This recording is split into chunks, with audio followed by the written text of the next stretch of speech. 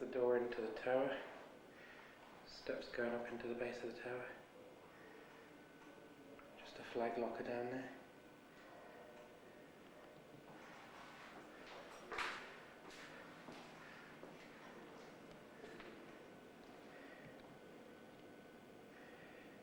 Steps going up. Quite a wide tower, this one.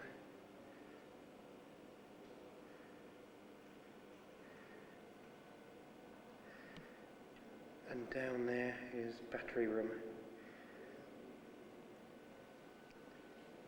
We go through this way first. All there is here is this goes into the south dwelling, a house. Turns right here into the toilet and shower by this ladder. And this is the redundant radio beacon, discontinued.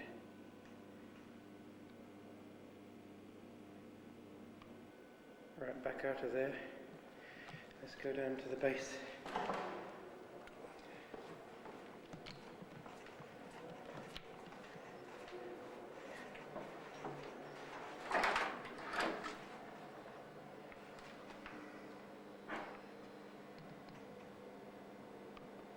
Right now in the first room, which is the generator room. That's the door we just came through. This generator come work area. Only a little generator.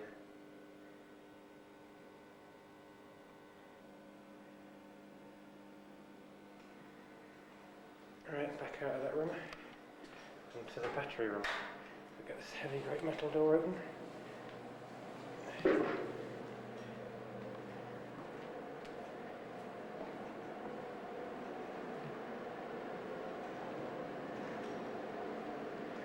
This is right down in the bottom of the tower. It's just batteries.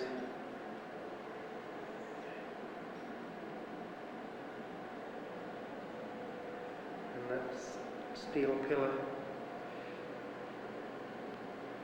Right, back up from the battery room in the base, and now going up these to the first level.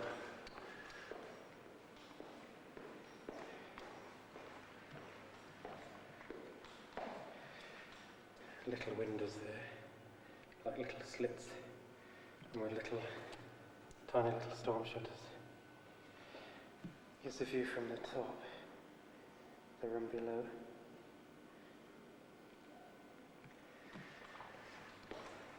First room we come to is the kitchen.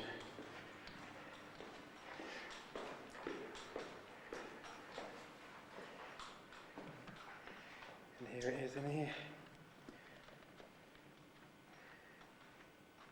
Quite a nice little kitchen.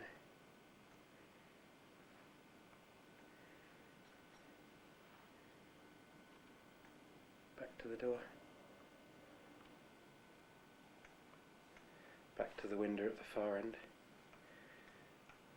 Little cupboard there. That's the view through the window. Fishing boat down there. The road going back out.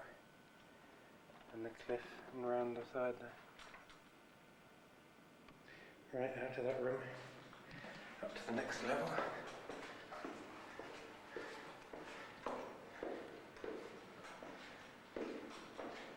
Another slit window coming up.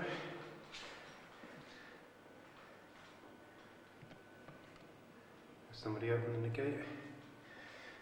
Same view from the kitchen. And into the bedroom. It's the only bedroom in the tower. I'm using it while I'm staying here. That's why it's all nicely cluttered up with my filming gear. It's a double room.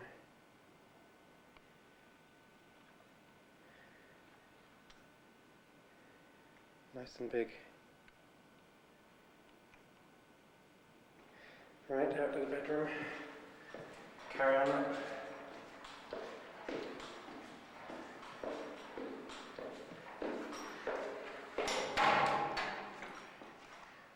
Door. Right, that's the door we just came through. Take a scan around here. Cupboard that's normally used for light bulbs. Window.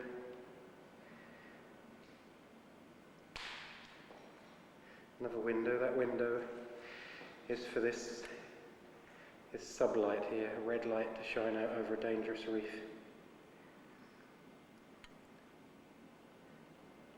And then it steps up to the top, the light.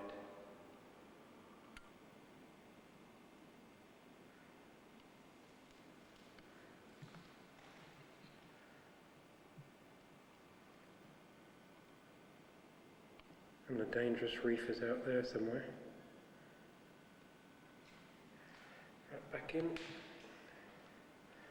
And we go up there next. This flight is quite steep. As you can see, if I show you the next flight going up.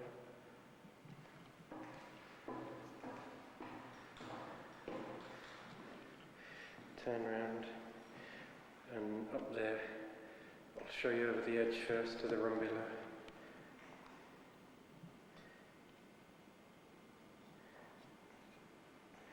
We're right above the sublight. Okay, back up. Now the workmen are busy around here, so there's liable to be some mess on the floor. Through the gate.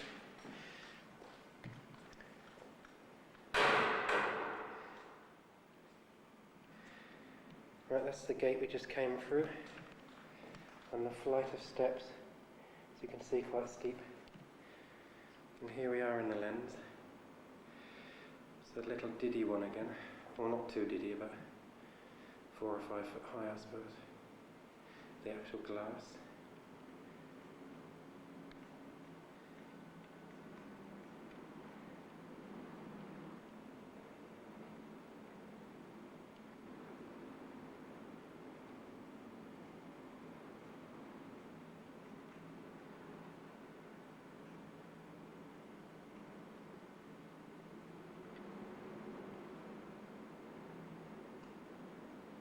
And this is a site I haven't seen for a few years, since I've been at Holyhead Depot with all the computers. When we go around our lighthouses maintaining the automatic stations, the light's going all the time, so we don't get to see the little touches like the curtains put up to keep the sun off the lens.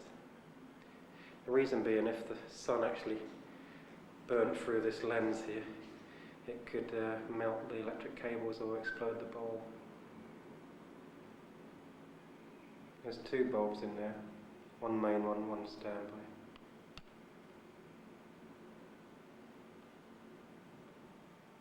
And all this lovely brass, thing of the past in the automatic lighthouses.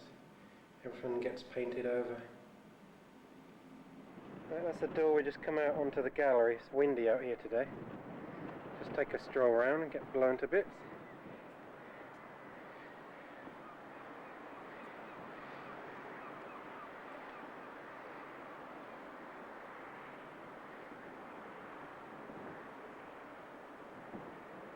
And we're almost round to where we started.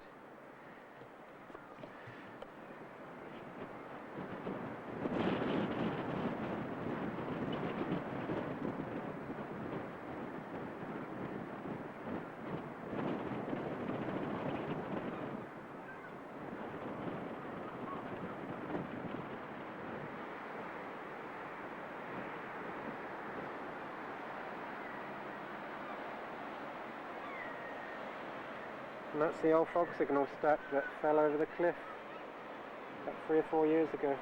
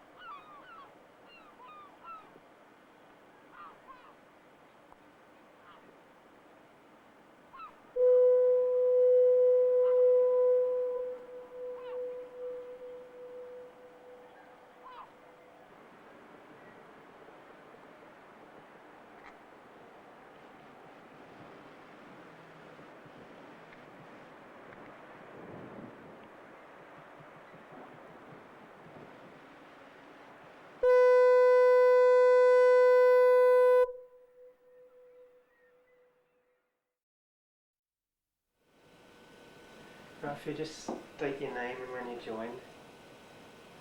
My name's Gordon Partridge. I joined in May '75, which is, what are we talking about now, 18 years ago. Yeah. Well, this station is Start Point. How long have you been here? I've been here just over a year. I came here from having done almost 7 years on casquettes. In fact, most of my service, almost all of it, apart from SAK time and a bit of pool time, has been on rocks. I'm only here by nature of living locally. Casquettes went automatic at the end of 1990, and I came down here after that. Rocks. What rocks have you done? On an appointed basis, casquettes for 7 years, needles for 6.5. On the pool, Round Island, Long Ships, Bishop, Nab Tower, Flat Home, Inner Dowsing, and Royal Sovereign. What do you think of the Inner Dowsing? Quite enjoyed it actually. I thought it was quite an experience, yeah. Well, having been to sea before I joined the job, I can only say that the cabin I had on the Inner Dowsing was almost like being on a ship. I had my own suite. You had your own cabin with shower, bedroom. It really was good. Went to sea before you joined. What was that, Royal or Merchant? No, I was fisherman. Fisherman? Trawlerman, yeah. 11 years at that. That was a hard life as well, wasn't it? Yeah, it's just a complete contrast to this. Right, we've been on a cow rock. The wind's blowing at the moment and it's foggy outside with the fog on every now. You've been on any sort of lighthouses where you've had a real blow? Some casquettes when we had that notorious October '89 hurricane. Yeah. It only actually hit us in its wildest, I suppose, for about an hour and a half, from about perhaps 1:30 in the morning, and it was horrendous.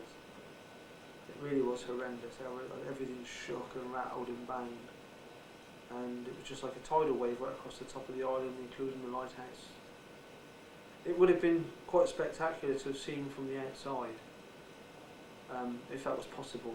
If you could sort of be a fly in the sky looking down at it, to see just what it really looked like, because I'd wager a bet that you wouldn't have been able to see the island or the lighthouse at all for probably at least an hour. It was horrendous. That's my worst experience. Yeah. That's the scariest one. Sorry? That's the scariest one you've had. That really was, yeah. Especially as we weren't living in the lighthouse, we lived in the cottages adjoining the lighthouse, in what used to be family cottages when the place was built in 1745. They were occupied by rock keepers, and solidly built as they were, you still only got a slate roof, just like any other roof ashore. And there were slates flying about for a pastime, water coming down through the ceiling, in under doors. It wasn't very nice. And I think the worst possible disaster was the television area got washed away as well. Yeah, it must have been the worst. Yeah. What did you do? Halfway through a serial. Yeah. What did you do as a hobby, sort of? Used to make dolls' houses essentially. In the summer, I used to go fishing. I always had crab pots out on needles and casquettes. My hobby, believe it or not, is also making video film. But the outdoor pursuits, fishing of various kinds, with rod and line, long lining, potting, I've always done that on the rocks I've been appointed to. And in the winter I used to make dolls' houses and children's toys like forts and garages and stuff like that. Yeah. And models, ship models and stuff. I had a go at the ships in bottle thing, just to say I've done it. I made a couple of them, but never took it up seriously. Are you married? Yes. Kiddies? Yes, I've got one who's now in the Royal Navy. So what's that like, growing up with being away most of the time? Fine, actually. I mean, except to say you miss out on birthdays, particularly child's birthday and family birthdays. Of course, you miss out on your own and Christmases, and you have to take them as they come.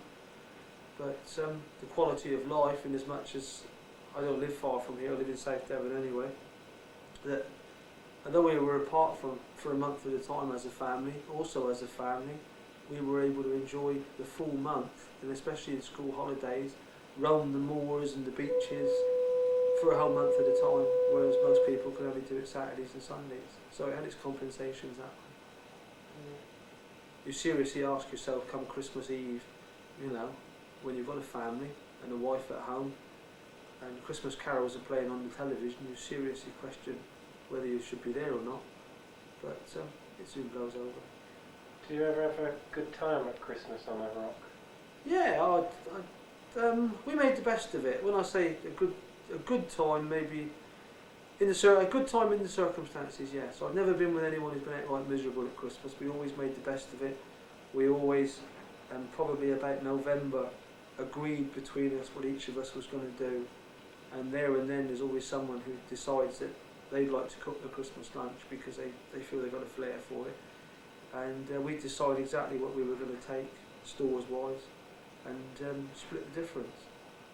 You know, so caskets, for instance, we nominated to buy a large chicken for Christmas Day and a joint of beef for Boxing Day and all that sort of thing, and we made up a shopping list accordingly and just split it down 3 ways.